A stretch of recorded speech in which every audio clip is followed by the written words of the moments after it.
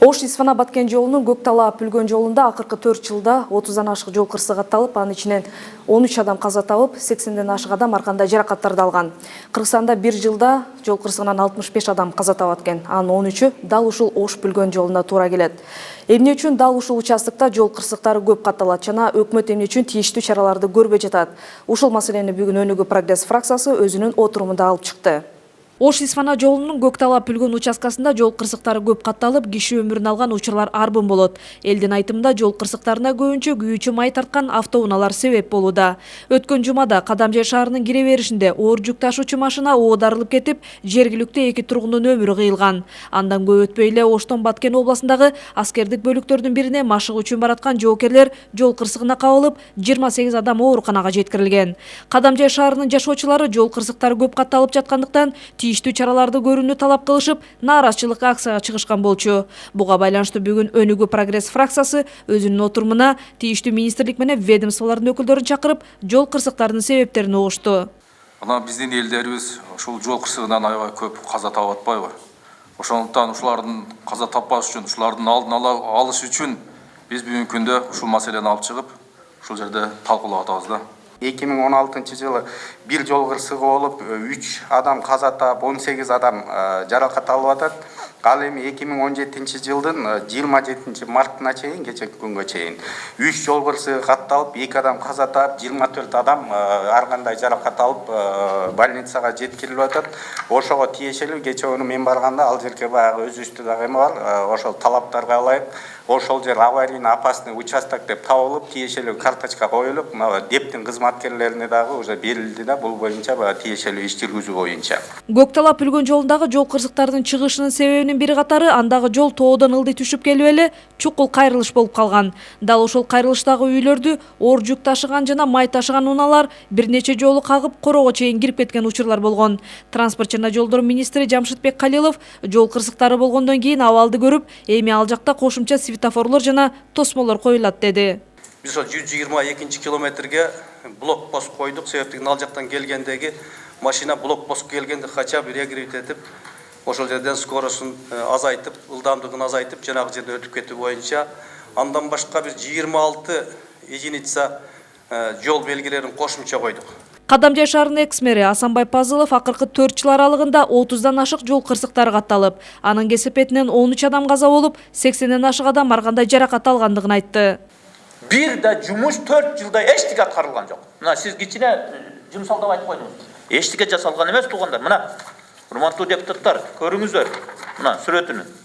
Мына жасалган сүрөттү 126 километрди көрүп коюңуздар. Мынакей.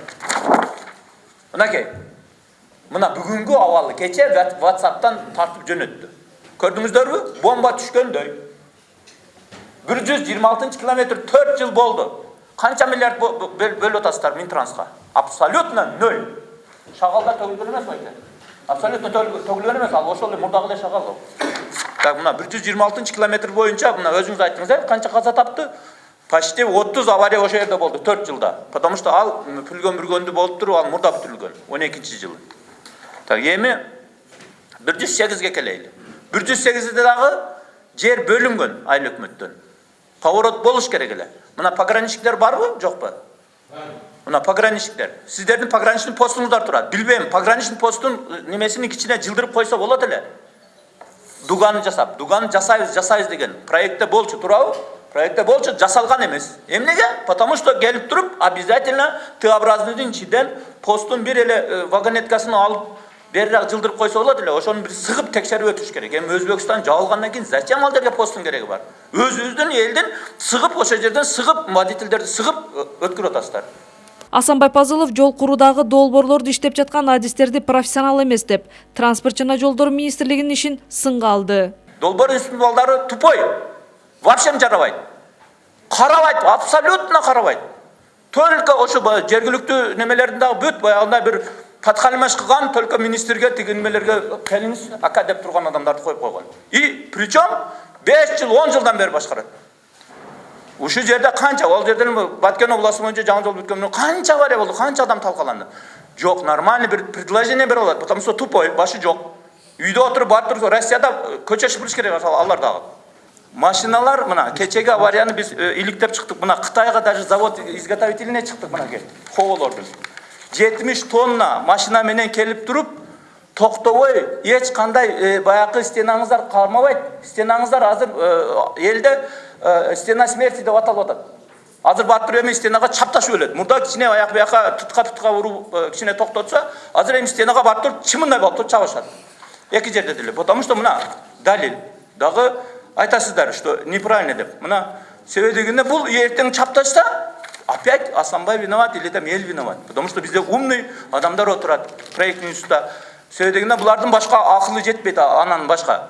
Транспорт жана жолдор министрлигинин билдирүүсү боюнча жол кырсыгынын чыгышына айдоочулар өздөрү күнөөлүү экен. Бирок эл өкүлү Исхак Масалиев айдоочуларды күнөөлөөдөн мурда өкмөт тийиштүү чараларды эбак эле көрүш керек эле дейт.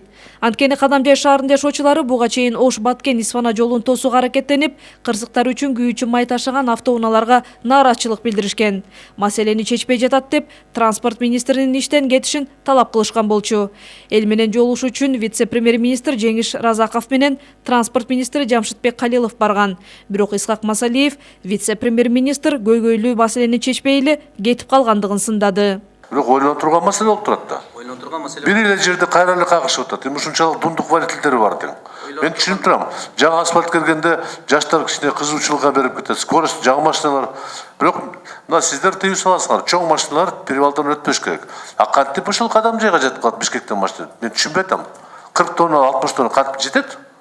Бул жерде мүмкүн эмес да. Жок, бул жерде перевалдан мүмкүн эмес. Алар асман менен учуп барганда. Ошол бензовоздор кантип жетет? Вот скажите, весовой контроль бар, Сосновкада бар, тиги Токтолго кириште бар, ошол эле Кадамжай районунда бар. А кантип ошол бензовоздор Бишкектен ошол жака жетип атат? Мен түшүнбөй атам ошону. Значит, самолет менен учуп барат да. Экинчи мындай суроо болуп атат. Мен түшүндүм, сиздин позицияңыз барыбир сиз автор болгондуктан жаман деп айта албайсыз ага. Бирок бүгүнкү күндө биз башка жол менен кетишибиз керек. Бирөө-бирөөнү сындаштын кереги жок. Эчтеке кыла албайсың, өлгөн кишини кайтара албайбыз, тирите албайбыз. Бирок бүгүнкү күндө кылмыш иштеминде түшүнүк бар. Долбоор туура эмес башынан бекитилген болчу. Жоопкерчилик бар. Жол туура эмес курулган деген принцип болот. Вице-премьер-министр Разаков барып келип, ошол иш боюнча эмне кылып атабыз? Светофор коюп бериш керек, чырак, жол чырак орноштуруш керек. Ал болбойт ал. Чечим эмес ал. Талантсыз деле кое турган нерсе да. Бир вице-премьер барып, ушу тапшырма берет, светофор койгула деген. Уят эмес бан. Аны ушу райондун акими деле айтып койсо болот. Өзүңүздүн кызматкерлериңер айтып койсо болот. Вице-премьер барып, 4 светофор койдуруп келди, рахмат дешибиз керек ба? Вице-премьер барганда долбоордун принципи иштеп чыгыш керек. Жолдун курулушун карап бериш керек да. Каражат маселеси чечип бериш керек. Аны тапшырма берип кеткен, наверное, туура эмес го, бул өзү вице-премьер губернатор болгондо эле чечип кое турган маселе болчу да. Кыргызстанда канча трагедия болсо, ошонун 25% ошол жана 108 анан 125 деп атпайбы, ушу жерден болуп атат да. Аны эми карап чыгыш керек да. Серияны карап, мунун мурун эле караш керек эле. Ушу күнгө депутаттардын акысына келбей. Кыргызстанда жылына жол кырсыктарынан 65 адам каза болсо, анын 13-ü Кадамжай районуна туура келет экен. Андыктан эл өкүлдөрү жол кырсыктары көп катталып жаткан Кадамжайдагы бул участоктогу абалды тезден чечүүнү өкмөттөн талап кылышты. Көп эле жерде перевал бар, бирок ушунча чукул 15 километр жерде ушунча жол кырсыгы катталып, ушунча адам набыт болуп, ушунча адам жаракат алып аткандай, значит, бир жер туура эмес да. Мен өз көзүм менен бул жерде кээ бирлери көрбөсөк дагы, бизде уже представление болуп атат. Горный спусктан түшүп келе туруп бурулган. Анан Исхак Саматовичка мен да толук кошулат элем. Биринчи вице-премьер барып, ошончо жеринен барып, бирге светофор койгула эмес, жана Өзбекстан менен маселени чечип берип, ошол жолуна жаңы жол салганга уруксат берсе, мен ойлойм Жамшит Калиевич жаңы ошол жерге жол салганга ушундай гранттарды жана мүмкүнчүлүктөрдү издеш керек. Жарандардын ал өлүм болуш үчүн эмес, жарандарга шарт түзүш үчүн жол салышыбыз керек да. Жамшит Калиевич, мына бүгүнкү күндө Ош-Баткен Исфана жолу бүгүнкү күндө толугу менен бүтө элек, туурабы? Демек, биз бүгүнкү күндө ошо жаңы жолду дагы курсак болот. Себеби дегенде жана экономия деген болот. Ошол акча каражаттарды экономдоп туруп, жанагы айткан жолду куруңуздар. Жана объездной жолдучу. Ошол жака чоң жүк ташуучу машиналарды ошол жака бура турган болсок, мында кырсыктардан биз айрылат элек. Андан кийин экинчи, мына бүгүнкү күндө азыр айтып атасыз, Өзбекстан менен алака жакшы эле түзүлүп атат. Сүйлөшүүлөр жүрүп атат. Алар менен сүйлөшүп туруп, ушул мурдагы илгерки жүргөн жолго чоң ушул жүк ташуучу машиналарды ал жака салып койсок дала болот бүгүнкү күндө.